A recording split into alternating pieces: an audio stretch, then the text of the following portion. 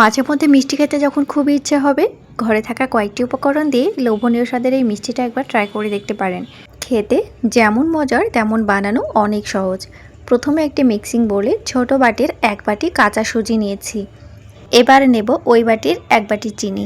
চিনিটা অবশ্যই আপনারা কম বেশি করে নিতে পারেন। তো এখানে আমি চিনি আর সুজি দুটো মিশিয়ে নিয়েছি। এবার এখানে একটা মিক্সিং জার নিয়েছি। এই জারে দিয়ে ভালো করে গুঁড়ো করে নিতে হবে। আপনারা এখানে কখনোই জল ব্যবহার করবেন না, একদম শুকনো অবস্থাতেই চিনি আর সুজিটাকে একটু গুঁড়ো করে নিতে হবে। যদি গুঁড়ো করতে পারেন তো করবেন, আর যদি না পারেন তাতেও কোনো অসুবিধা নেই। তবে গুঁড়ো করলে আমাদের মিষ্টিটা একদম দোকানের মতো পারফেক্টভাবে তৈরি হবে। তো বন্ধুরা, যে যেখান থেকে আমার ভিডিও দেখছেন প্লিজ অবশ্যই আমার চ্যানেলটি সাবস্ক্রাইব করে দিয়ে পাশের বেল আইকনটি প্রেস করে রাখবেন। তো বন্ধুরা দেখুন, খুব সুন্দর করে একটা মিহি পাউডার বানিয়ে নিয়েছি। হাত দিয়ে তুলে দেখাচ্ছি, দেখুন একটু দানাদার আছে, তবে এইভাবে আপনারা একটু ভাঙা ভাঙা করে নেবেন যাতে চিনিটা খুব ভালোভাবে মিশে যায়। এবার এখানে আরও একটা মিক্সিং বোল নিলাম আর সাথে নিয়ে নিলাম ডিম। এখানে একটি ডিম নিয়েছি। আপনারা যদি ডিম খেতে না চান তাহলে ডিমটা পুরোটা স্কিপ করে যাবেন, বাকি সমস্ত উপকরণ একই থাকবে। তবে ডিমটা দিলে খেতে একটু বেশি ভালো লাগে।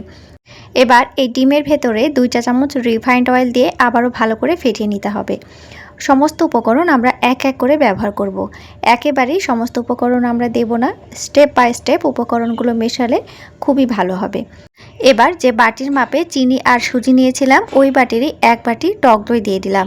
এবার 3টে উপকরণ ভালো করে ফেটিয়ে নিতে হবে। বন্ধুরা, এখানে আমি রিফাইন্ড অয়েল ব্যবহার করেছি, আপনারা বাটারও দিতে পারেন। 3টে উপকরণ খুব সুন্দর করে একটু মিশিয়ে নিতে হবে।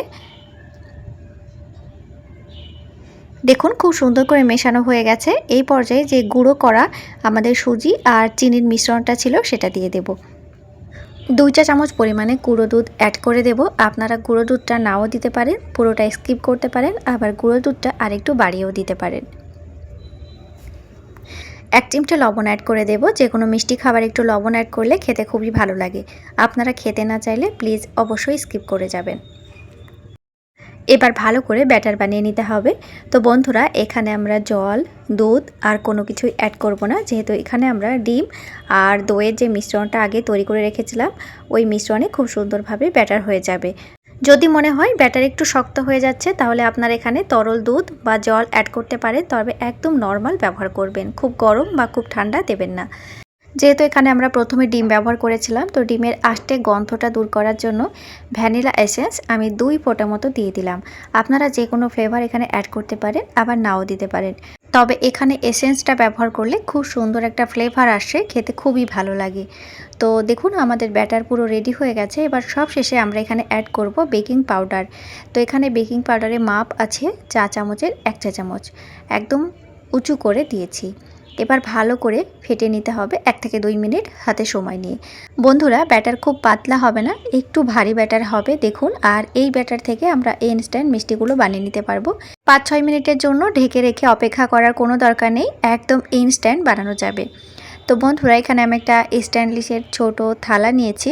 তো এই থালাতে আমি সেট করে নেব। প্রথমে আগে থেকে একটু তেল ব্রাশ করে রেখেছিলাম। আপনারা চাইলে ঘি, বাটার যাই আপনাদের হাতের কাছে থাকবে অল্প করে একটু লাগিয়ে দেবেন, তাহলে খুব সুন্দরভাবে আমাদের মিষ্টিটা সেট হবে আর উঠেও পড়বে।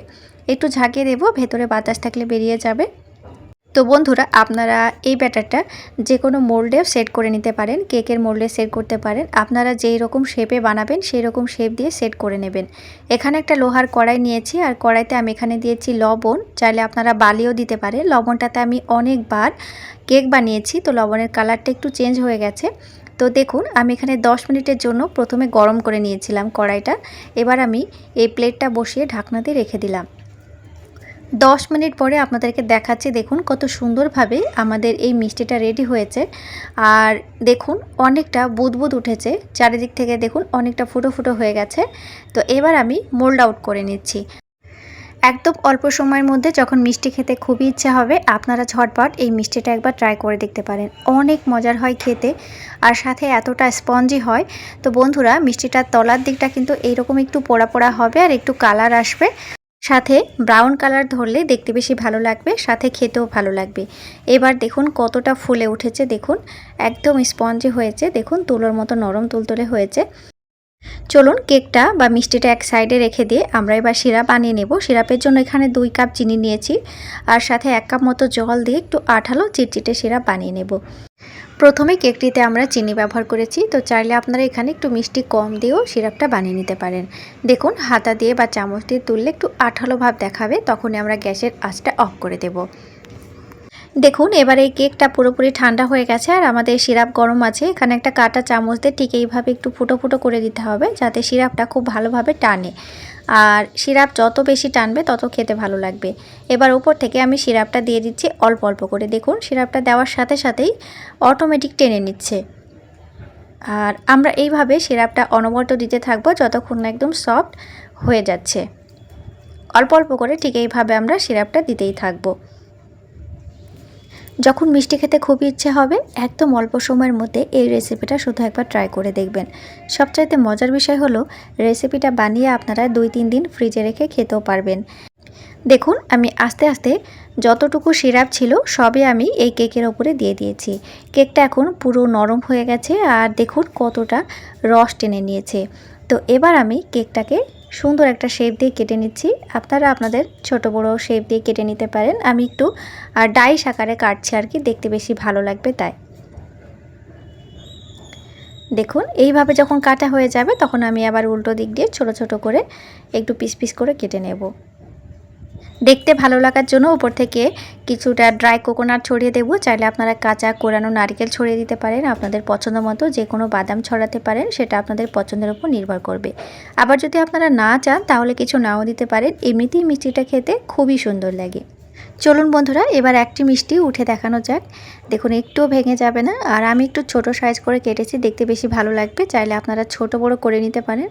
বাড়িতে অতিথি আপ্যায়নের জন্য কিন্তু আপনারা এই মিষ্টিগুলো ঝটপট বানিয়ে খাওয়াতে পারেন। মিষ্টিগুলো ঠান্ডা খেতে চাইলে অবশ্যই ফ্রিজে রেখে দেবেন, 1 ঘন্টার জন্য খেতে আরও বেশি টেস্টি হবে। গ্যাসের ওভেনেই আপনারা খুব সহজে এই মিষ্টিটা বানিয়ে নিতে পারবেন, একেবারে ঘরোয়া কিছু উপকরণ দিয়ে। না লাগবে বাইরের কোনো উপকরণ, না লাগবে দুধ, ছানা, পনির, কিছুই লাগবে না।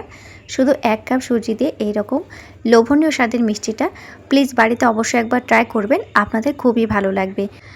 আর এই মিষ্টিটা আপনারা যাকে খাওয়াবেন সেই প্রশংসা করবে, কেননা মিষ্টিটা খেতে এতটাই সুস্বাদু হয়। তো দেখুন কতটা এবার দানাদার হয়েছে ভেতর থেকে, আর কতটা স্পঞ্জি হয়েছে, ভীষণ স্পঞ্জি, একদম তুলোর মতো নরম আর তুলতুলে। বাড়িতে সুজি থাকলে আজই ঝটপট বানিয়ে ফেলুন। আর কমেন্ট করে অবশ্যই আমাকে জানিয়ে দেবেন আপনাদের রেসিপিটা কেমন লাগলো। আর ভিডিওটি ভালো লাগলে চ্যানেলটি সাবস্ক্রাইব করে দিয়ে প্লিজ অবশ্যই পাশের বেল আইকনটি প্রেস করে রাখবেন। সাথে অবশ্যই আমাকে কমেন্ট করবেন, কমেন্ট করলে ভিডিও বানাতে খুব ভালো লাগে। তো বন্ধুরা ভিডিওটি আর বড় করছি না, নতুন নতুন রেসিপি নিয়ে ফিরে আসবো আবার পরের এপিসোডে। তাহলে আজকের মতো এই পর্যন্তই। ভালো থাকবেন, সুস্থ থাকবেন। Thank you.